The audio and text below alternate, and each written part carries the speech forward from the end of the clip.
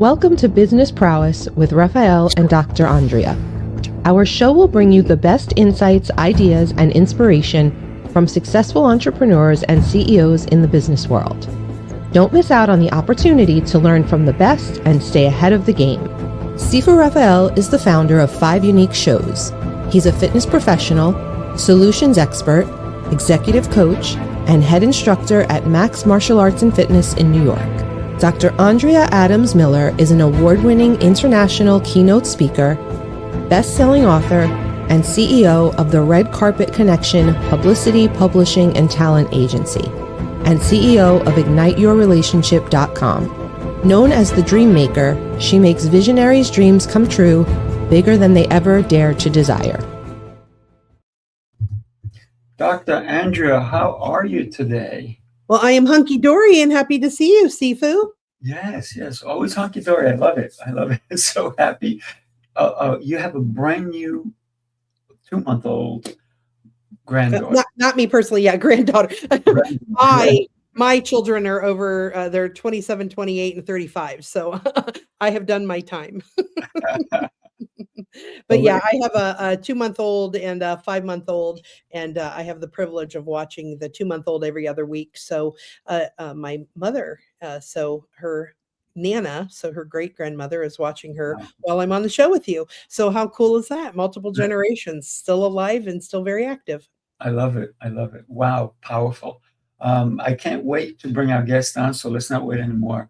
Let's go ahead and bring them in. Zach and Scott, gentlemen, welcome to Business Prowess. How are you today? Very well. Pleasure to be here. Yeah, honored to be here. Well, we have some, exciting opportunities right now, because people right now I live in Ohio. We just came out of a level 3 all weekend. So people are excited about being able to travel. And so having Zach on, where he's been all over the world, where things might be a little warmer in other places, is always going to be a welcome treat to talk about. And then Scott, if I remember correctly, you live in Texas and you were experiencing winter. We are, and we want to send it back. Yeah. So talk about being present over pressure. You and I were both in some crazy weather, and then Zach, maybe you were too. We don't know where you were. Well, actually, not this storm. In Southern California, we've been 70 and sunny, so very fortunate to have missed this round. Yeah. So what have you been finding that when we talk about presence over pressure was showing up for you? Even though we were having it, like, how do we show up even though we have the pressure of showing up despite weather challenges? What have been those challenges for you that you've been able to show up even though? Well, presence to me is an ongoing thing. You have to actively decide to stay in that mindset. It's very easy to go down the distraction path or the scrolling path. And I'm guilty of sometimes, like, I just want to check out and watch a show. So there's the modern world is full of opportunities to deviate from presence. And part of what I try to do for our clients and in travel is really give them the peace of mind that presence emerges, and therefore they're able to create more memories and really be around their family, connect with the culture. So we do that through our travel process, but it's because I've had such transformative travel experiences over the years and been able to connect with locals and really understand what it means to be in a place. And the goal is to try to give that gift to our visitors, even though they only have 10 days or a week, but just to kind of get into that state of being. And Scott, how about you? Well, it's interesting. We tend to spend most of our time either in the past or in the future. So presence is a wonderful choice. And yeah, down here in Dallas, when we had snow and sleet to hard pack at 3 inches, you just change your world and you get very present in a different way. And we tend to gather together and huddle, which is not all a bad thing, but we have done a probably more calls, more Zooms, more video calls, and talked to people around the country and around the world this week than normal, just from the standpoint of we were very present being indoors and didn't have a whole lot of other choices. So let's make the best of it. Sifu, did you find it funny? Because I noticed that too, that people after, 5 days of being sequestered kind of to home because of the levels and the ice and the snow, people were, clawing literally like to get out and see people and trying to go to restaurants and do that thing. And I thought, how did we make it through COVID all that time? Because now people are like, it's been 3 days. Ah! That is so true, because a lot of people don't like to be cooped up. They find that being at home, they don't get a lot done. Meanwhile, I'm a home person, but I love to travel. So go crazy, right? So I love being home. And the reason I love what Zach does is because, and Zach and I had this conversation, if I go to a different country, I don't want to go with a tourist go, because what is it? A tourist trap. So you're going to see the Americanized, if you will, version of that country. And I rather see what the locals see. I rather eat with the locals. So even in my own town, there's a lot of places that are hyped, if you will, for the general population. I rather go to the mom and pop type of places and visit with them, because I think you get the flavor so much more. And one of the things that we're talking about today is presence over pressure. And what a lot of people don't realize what pressure really is, it's stress. So people are stressing about all the things that are not necessarily as important because they don't know how to handle it. Yeah. When traveling, I usually will ask for a taxi cab driver, somebody who I can have good rapport with, and then ask them to take us off the beaten path and go around and find new people. And other people find that extremely stressful. And I actually find it calming and more peaceful in a way, because I know that I'm going to be with real people and not the flash and pomp and circumstance. I can see Zach and Scott both agree with that. And Sifu, I've been watching storing some TikToks of places to go that are hidden gems in New York and Manhattan for the day that I come up your way, so that we can go maybe explore all of these little hidden gems I found out that people don't know are open to the public and actually are, like libraries and hidden rare book museums and little restaurants that look like a forest that are in a private building. So super fun. Absolutely. And it's very interesting, because when people come here, I take them to places that they didn't even know existed. And that's what happens when you're local, right? You kind of like look at the different places and you get to enjoy them. And all of a sudden and then when everybody finds out, you have to go somewhere else. So anybody who needs to travel, Zach is your guy if you want to immerse yourself in the culture instead of the traps, if you will. You want to talk about that a little bit, Scott? Scott and Zach, you guys. I'm going back and forth here, but Zach. Sure. Yeah, and it's really simple. And you touched on stress. I mean, stress follows people even while they're traveling, and it is the enemy of presence. And so really where we focus is connecting people to local insiders that know their country and are passionate about each visitor having a great experience, as well as helping the client understand, hey, these are all the point-to-point logistics. This is where you'll be staying. These are the experiences that we're designing for you. And that becomes like a long form conversation over a period of time until that whole trip feels great. And then, of course, upon arrival to departure, we're managing all those experiences and are accountable to that client experience. So it's a harder way to essentially carve out a business because there's a lot of moving parts. It's more complicated. There's a lot of communication. It would be much easier to sell cruise ship packages or flights and hotels to an all-inclusive.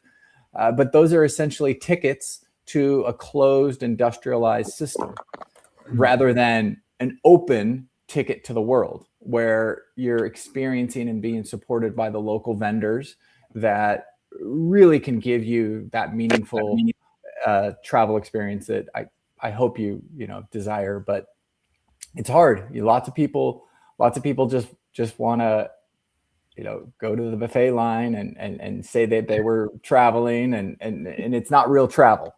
But we're trying to be the outlet for the people that want to have real travel. You mean destination fun? Right.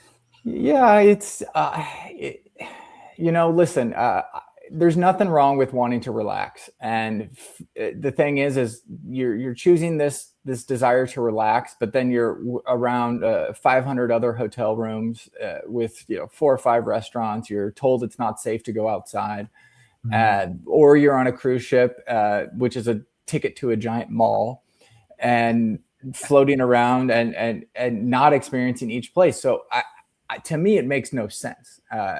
And when you're a backpacker or when you're someone that has moved around safely to different places and different countries and met people, you realize, hey, the world is very open, very friendly. And there's networks that you can plug into as we age and, you have children or loved ones that aren't as adventurous. You can get a structured trip that really helps you have that experience as of discovery and traveling around. And that's where we come in. That's really our specialty. Yeah. I don't like cruises. I went on one, and did you notice I said one? But it's not for me. I know I have a lot of friends who are like, oh my God, I'm going on a cruise. I can't wait. I'm like, oh, have fun. But to me, it's a floating hotel. And it's a floating hotel that you can't escape. And when I was on that cruise, I went over the edge and I was like, could I swim now? And I don't think I could. I said, it looked like it's a 40-foot jump. And I was like, I don't think I'm going to do that right now because then the ship will keep going and I'll be swimming by myself. And I don't know if there's sharks in there. But when we think about the presence over pressure, I mean, wow. And we want to take the pressure off. We want to be present when we're on vacation because we do want to maybe have a pina colada or whatever it is, have sand between our toes and so forth. And there are certain places that you could go like that, and they give you. And I've been to them, and I've been to a resort that was gorgeous. I mean, I literally had the beach to myself, and then they did say, oh, be careful when you go outside the development because it was huge, but it was gated, right? And I was like, no, I'm going to go to town. They're like, oh, yeah. I was fine. And the whole thing is that we have to understand that people are looking out for our best interests. But also, if you realize we live in a world where people are looking for our wallet, and that's their best interest too. So think of that, Scott. Where you've been all over the world as well. What was some of the best destinations you would say besides your house? That I think one of the favorite spots was probably Singapore, just because it's significantly different than so many other places. It's phenomenally clean. The roadside markets and the little eateries. It's funny, we're having this conversation. I haven't been there now in a number of years, but we were having this conversation just the other day because it was so interesting to choose local foods. You see things hanging that you certainly don't see hanging on a wire in Dallas and things like that. but just the friendliness of the people and being able to experience some of those things. And yeah, being a marketplace, it's fairly full, but it's just friendly and interesting. It's amazing when you can feel the culture in the warmth of the people in the various nature.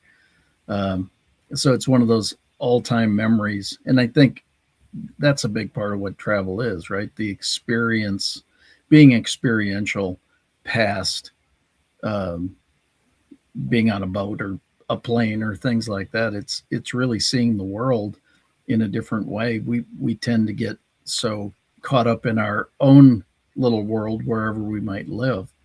It's pretty cool to see what's out there. It's a pretty awesome world out there. Yeah. I mean, Andrew, I'd love to ask you that question, and then I'm going to ask the same thing to Zach, because I'm just curious, what's your favorite place that you've been to? You go all over. You so many times. You even like to drive. You're one of these. You're like me. I love driving, and sometimes we've met each other in a place, and you're like, oh, how many hours did you drive? And you're like, I drove 9 hours, or 12 hours, and I was like, oh, I drove 7 hours, or whatever it is. But sometimes it's the experience of getting there as well, right? What was your favorite place?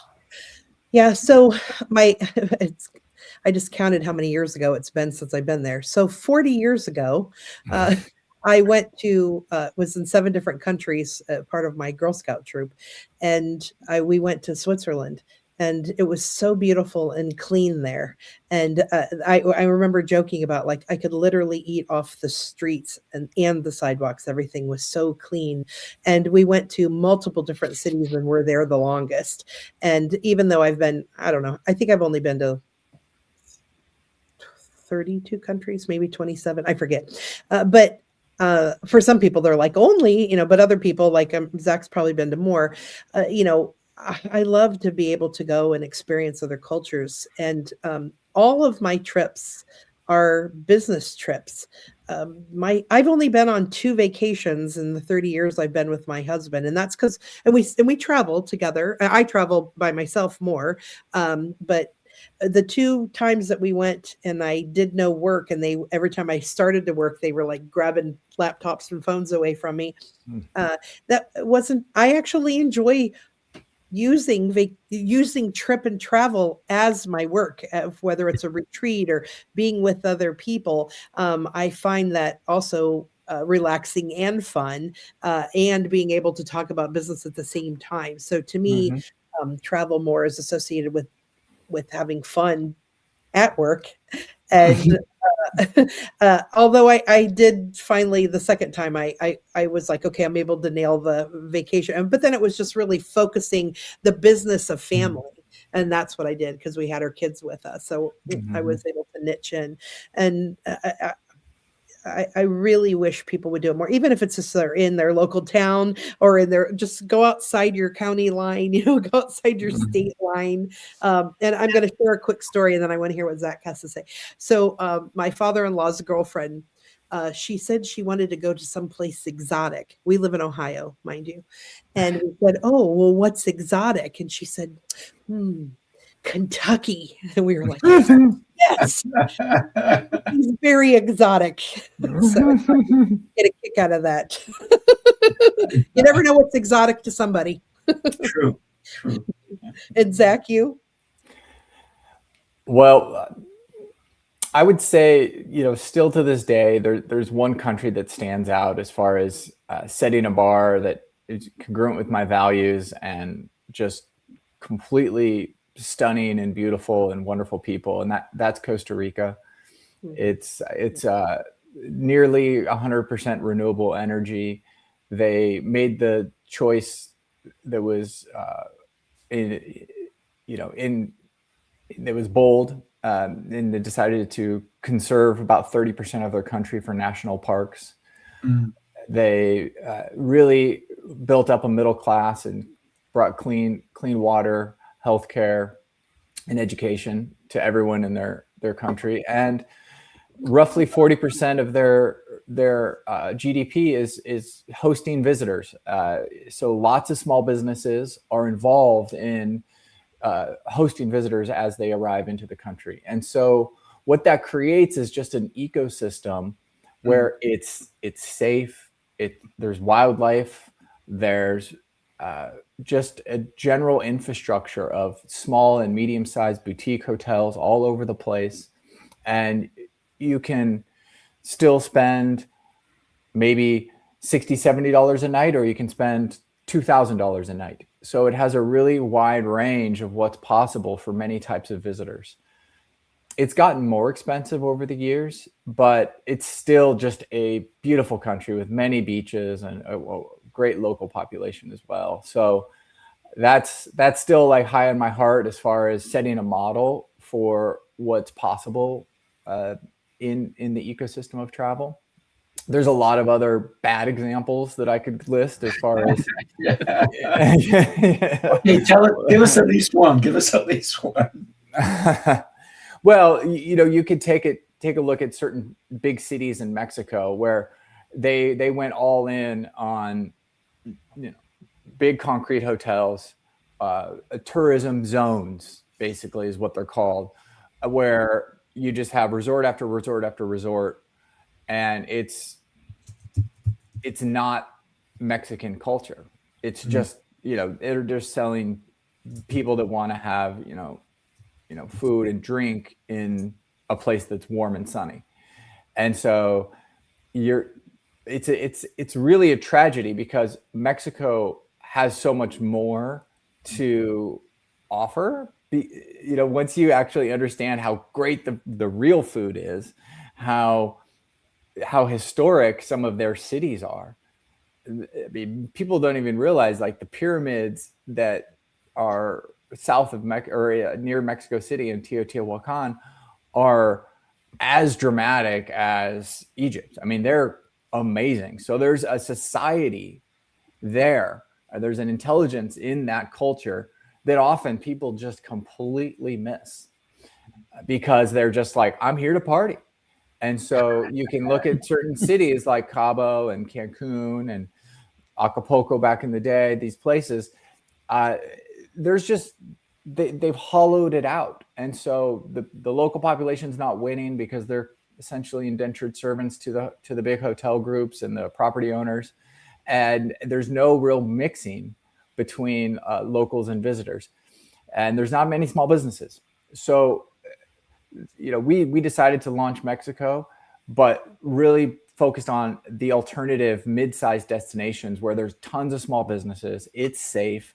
There's a local tourism network in each of these places that really is trying to allow people to experience Mexico. So, cooking classes, doing eco tours, doing the sort of things that allows people to really have a better understanding of the culture. And so I could go on, but travel is it's a big part of our world GDP, and the choices that we make as visitors really have a big impact on what future construction gets built and what the demand will end up looking like over time. Because if we want this homogenous, all-inclusive, let me just do that, there's just going to be more and more of that, and there'll be more and more cultural erosion that occurs over time. And so I think there's actually a bit of a responsibility we have as visitors to these places.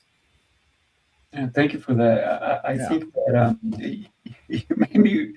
you reminded me of the last time I was in Mexico, and I had to threaten the cab driver because it was 4 a.m. and we were going to the airport. And like most people, they get in at that time, they get in, they're sleepy, and then they take a nap until they get to the airport. Not me. And so I notice up ahead that there's lights flashing at him, and he flashes back. And then he starts to slow down. I leaned over by his ear, and I said to him in Spanish, if you value your life, you don't slow down anymore and you speed up. And I stayed right by his ear until he sped up. And then I guess we were not one of the victims that night or that morning, if you will. But it's also, I think, when we think about everything that we do in business, right? Because this is a business show, and thank you for talking about travel and all that. But even in business, we do travel. We travel from home to our business, and from our business to see another business if we're doing business with other businesses. And Scott, you talk about the winning game of sales because you are a sales leader, you're a coach, you help so many people understand that everything and every day is a sale, right? You sell yourself on business adventures, on travel, on the food you eat. You sell yourself every day, and someone else is still selling you.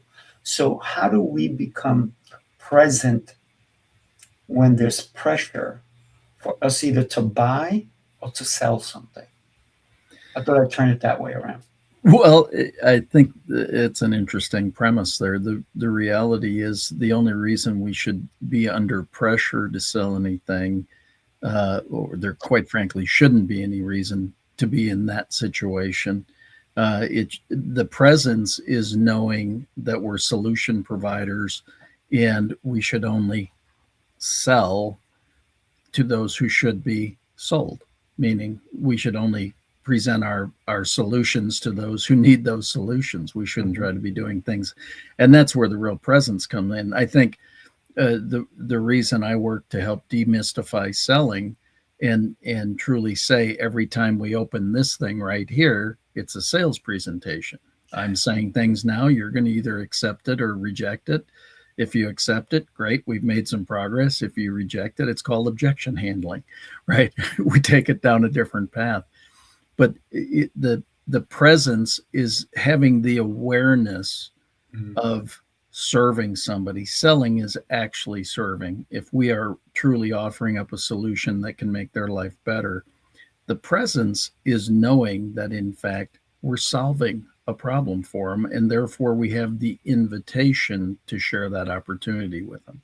Notice it wasn't the O word, it was the I word. It's not obligation, it's invitation. If we have something, and that's what's cool, it's fun to listen about travel because I've been blessed to travel a lot through my speaking career and training career. And it's interesting to hear other people's takes on some of the places I've been and then some of the places that I haven't been yet. My daughter is actually planning her wedding in Costa Rica because of a lot of the things that Zach was saying. So I think that's really cool. Anyway, presence is about awareness and being in the moment and truly being here and having everybody understand that, quite frankly, they're the most important thing at this moment, at this time. And when we share that with people and truly work to understand their needs, we can then present in such a way that serves them. And ultimately, as you know very well, Sifu, I come out of the Ziegler camp. You can have everything in life you want when you help enough other people get what they want. When we truly provide solutions to people, it's absolutely amazing what happens. And I think that's what Zach is saying too, from curating trips, right? It's curating experiences that they probably haven't had before because of the awareness he has that those things are available. Same thing in presenting any kind of offer to somebody. As long as we are present to what there is, there really should be no pressure because now it's a choice. And, I say often, in trainings, how many of you dislike salespeople? How many of you are salespeople? Well, we're all selling every minute of every day. We're offering things up for consideration. I would suggest that people don't dislike salespeople. I would suggest they just dislike manipulators. Manipulators do things for their reasons. Professional salespeople do things for the prospect's reasons. And they just help communicate that message because they're very present to their needs. And when we align those, we can be present without pressure. And I think that's the greatest thing we can ever achieve when we're presenting a solution. I guess that's why a lot of people, they freeze instead of moving forward when they're in front of somebody who is trying to um, not really be clear about their mission of why they're trying to sell them something, right? So a lot of people will not move forward. I was at a place and somebody said to me, well, you know, so and so would rush and do this thing right there. I said, oh, that's really interesting, you know, because the person that you just brought up, I know they're famous. I know them personally. And I know they would not rush into what you're talking about. Yeah. So you're only saying that because you didn't know I know them. Guess what? I'm not buying either. So it was really interesting when they try to pressure you into buying something that you really didn't even want. Right? So that's the wrong kind of salesperson. You're right. I don't want them in front of me, and I don't ever want to be that one either. Well, that's exactly it. If we take the time, and again, the first part of this is presence, right? Presence is understanding. It's awareness. It's knowing the situation, and how do we stay present to the situation? Mm-hmm. We identify somebody's needs, wants, and desires, and when we do that, we should, as experts, be able to align our offer to that need. And it's quite frankly one of the reasons I suggest people become an asset to everyone they meet, a spontaneous servant every time. If I find out your need and I don't have that solution, I'll direct it to Dr. Andrea or to you or to Zach. It's when we try to go outside our area of expertise or with an appropriate solution that people get into problems. And I teach just the opposite. Is serve people first. The rest takes care of itself. I'll speak on that. With different, I work with elite, CXO clients, executives and CEOs and CFOs. And when they're in a situation where they are feeling a lot of pressure, I'll tell them to, there's different, like a thing called Hakalau. It's a way of putting yourself in like a trance state where you just look up for a moment and give yourself, just a couple seconds to tap in, and allows your mind to expand and open wider and for you to be able to be present in the moment. And as soon as you stop putting the pressure on yourself, because maybe you're thinking, where's my PowerPoints, or what was the pitch, or what did I want to share, or how do I want to negotiate this, or what was this guy's name, and I said, just be present. And when you fully are looking at them and present, if you've already done your research and you've learned about them, then that will come to you. It'll allow it to come. And then if you don't know any background information, if you're just present with the person, you'll be able to pick up subtle cues from how they dress, how they talk, how they show up in the world, maybe things around them, the people around them, and you'll hear different clues and cues in their voice that allow you then to follow. So even if you don't have anything from the past, you now have whatever's in the present because you're fully present. So one of my catchphrases, so I hadn't planned on sharing this today. I'm like, oh my gosh, I get to share my catchphrase. The present is your presence. Yeah. So cool beans. Scott, Zach, you're nodding. You had a thought? Well, I think, going back to where we started is it's these micro moments that matter as far as what you're signaling and how you're reflecting in the moment and being able to meet someone where they're at. It takes attention, and I think that's another key word when it comes to presence. We've shrunken the average attention span so much because of just the modern life we're in, and so therefore the most valuable thing you can do is to give someone your full attention, be present, and then you're able to meet them where they're at, understand, and connect. I got to tell you, Dr. Andrew, when you were talking about the leaders, right? They must be calm, clarity, and have control. You reminded me of one of my clients, and every time he did this, I said, "Oh, he's reading the book in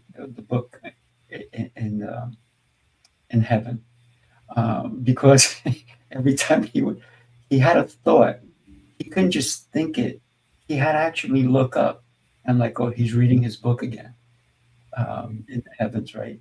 And then he would come back and be present, and he was brilliant.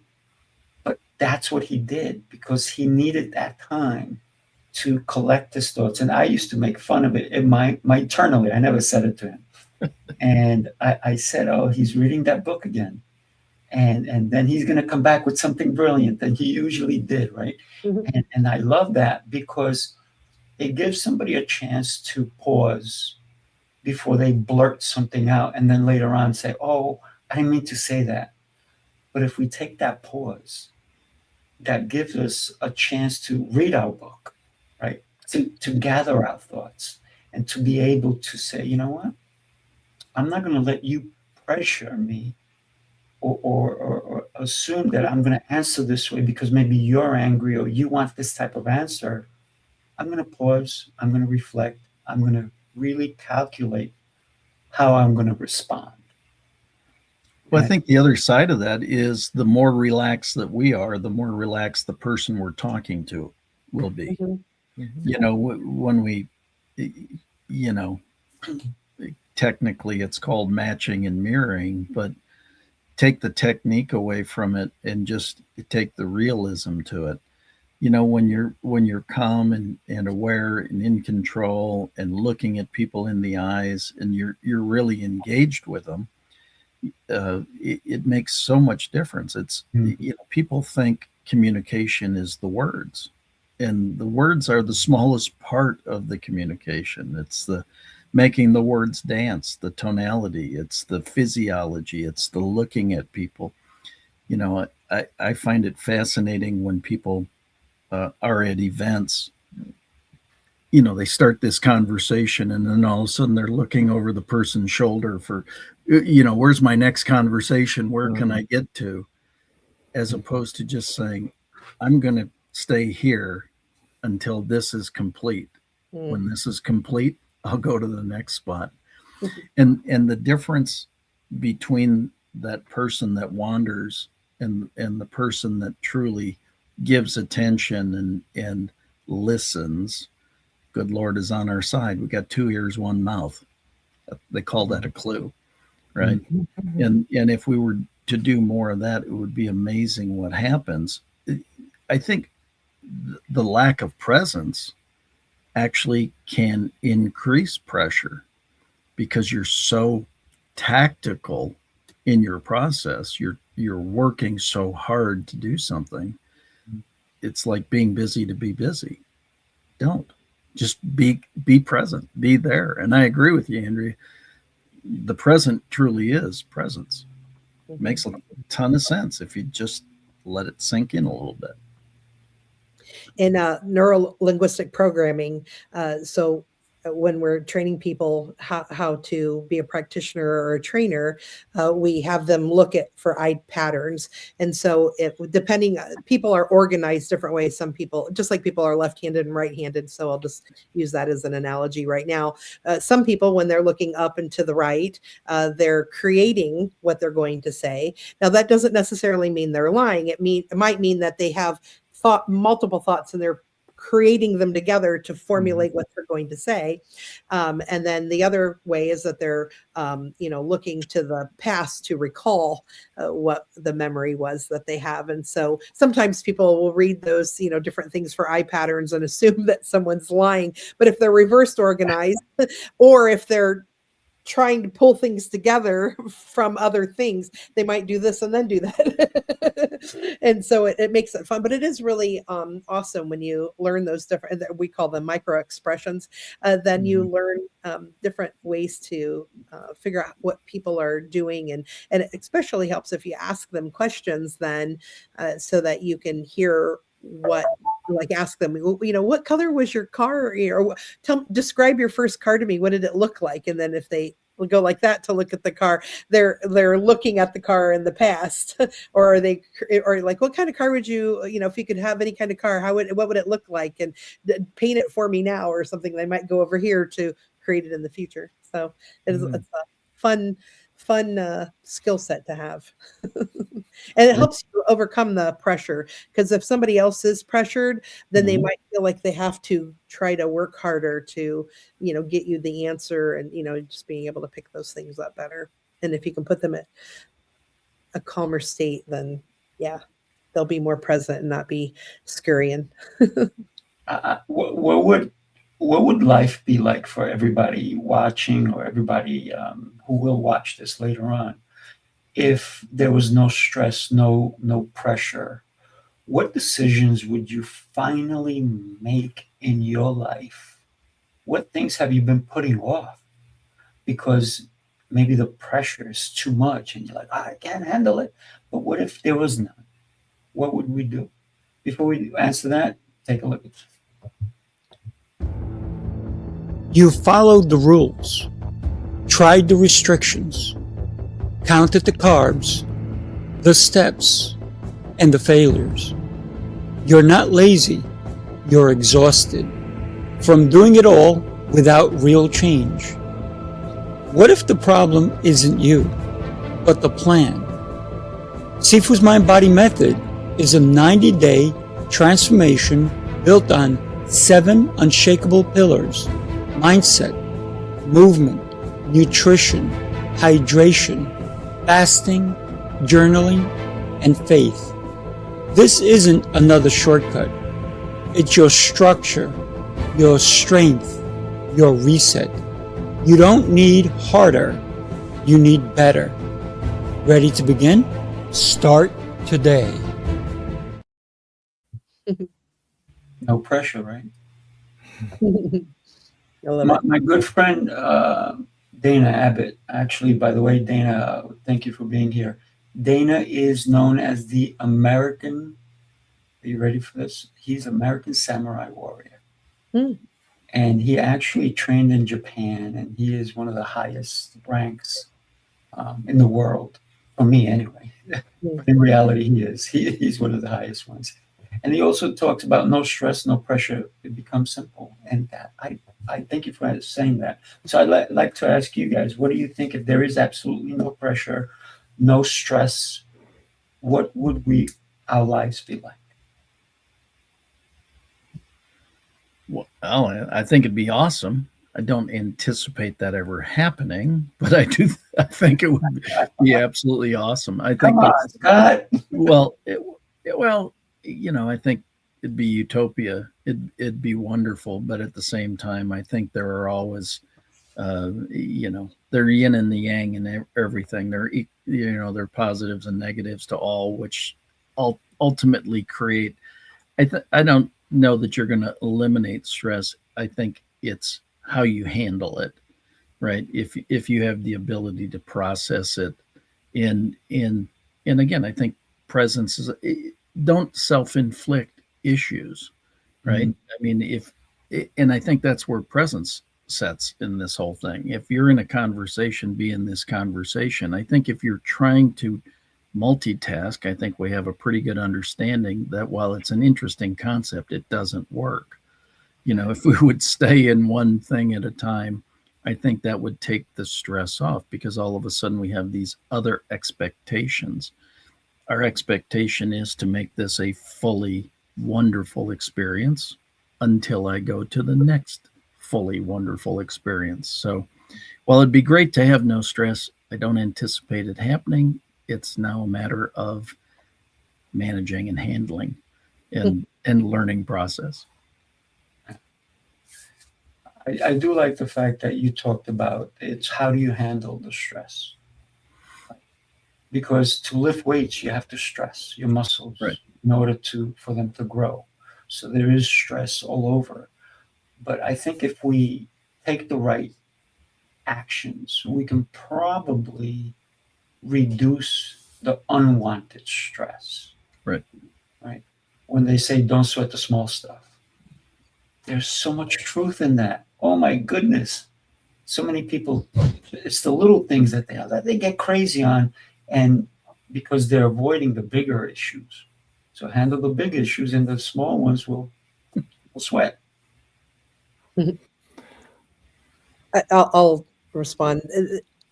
You know, part of what I do is help people to reframe their life and the way they think things, so that they're not creating stories and creating stress. And I was kind of thinking when we were all pausing there for a moment, even if we took away all other people and all other stress and all the money and all the time and all the opportunity was there, some people would create even more stress because that is what motivates them to move or to change or to do nothing, and that is a secondary gain by being able to stay where they're at. And I find it more and more like I had something happen yesterday that could have been extremely stressful, and I was like, oh, okay. In fact, so much I took it in stride that one of my daughters said, I think you're downplaying that. And I'm like, and I and I realized I was so glad she shared that, because other people's perception is that I'm downplaying. And so where for me, I didn't feel like I was downplaying it. I just was like, okay, that happened.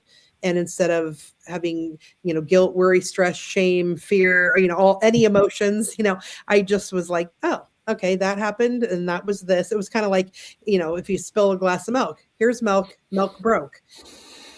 Clean it up, move on, instead of, trying to find who spilt this milk and who's going to, be responsible for buying more. I wasn't in that frame of mind. And so it is very interesting, the ability to recoup and get your resilience around things, and then be able to still move forward. And I find that it's easier and easier every day the more I use all these skills. Zach? Well, yeah, I mean, you brought up some things that I often think about as well, is just perspective in general. You said reframe, but certainly keeping what's really important, as far as our health, our well-being, staying grounded in that. A lot of the little things do just kind of become less relevant. They're things we have to deal with, but do we want to feel that emotional wave of stress or cortisol or the hormones that get triggered when you react in such a way that it just triggers anxiety or triggers fear or triggers shame, all these different things. The other kind of stress that people, I think, really in this modern era experience is this fear of missing out, or that there's never enough. And I think that's a really challenging one, because the truth is, I mean, people with all the resources in the world still feel like it's not enough, which means they've not really gotten in touch with themselves on some deeper level. They're in a comparison mode, and way past a point that is, quote unquote, realistic or normal. I mean, there's I think a real art to living, and it doesn't have to do with resources, and it doesn't have to do with some of these exogenous measurements that people are always comparing themselves to. So, yeah. Perfect. Thank you, everybody, for that answer. Really, and you talked about perspective, so thank you for that, because it is everybody's perspective of the way they see things, the way they see the world, the way they see themselves in the world. But we've come to that point in the show that we need to end it, unfortunately. Great conversation, everybody. So what I'd love to do right now is give everybody 45 seconds, share with us why somebody needs to connect with you. And by the way, you need to connect with them, every one of them. So Zach, your website's going across the bottom, so why don't you go first? Great. Well, listen, we're here for people that want to have real experiences, travel in the real world, and have a plan when they show up into these amazing geographies. So we're anywhere.com, and we have a process where we just want to get to know you and what makes you tick as a traveler, and we're going to facilitate those experiences and give you that nice balance of structured and unstructured time for you to make durable, long-lasting memories with you and your loved ones. Love it. Love it. Everybody make sure you connect with Zach. And Scott, you're up. You know, I worked to demystify the sales and presentation process. Again, everything is a sale.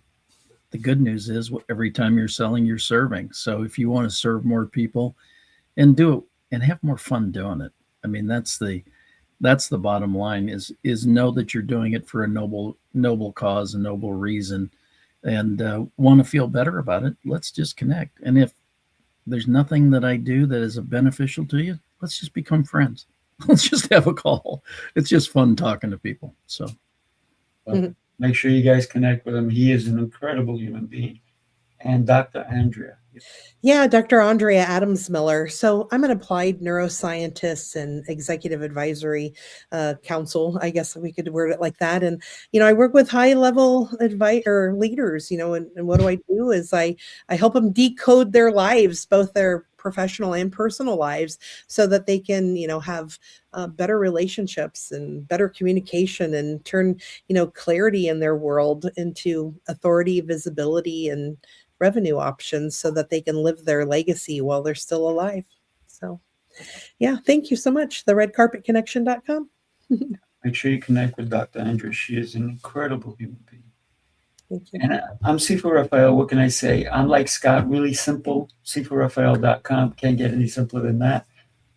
Connect with me. I love connecting with people. I love bringing people together. That I even created virtual spaces and in-person spaces. So my next event is February 27th through March 1st. It's happening in Tampa. And for those of us who are in the cold area, we want to go south right now. So join me in Tampa. And Zach, even though you're in the West Coast, you can always come to the East Coast and join us. We have people coming from Reno. We have people coming from Atlanta. We have people coming from everywhere because it's going to be an exceptional experience for everyone. Thank you, everybody. Do me a favor. Somebody needs to hear the message that was delivered today. So share this with your friends, your colleagues, even your loved ones. Because I got to tell you, the messages that were delivered today is going to help somebody.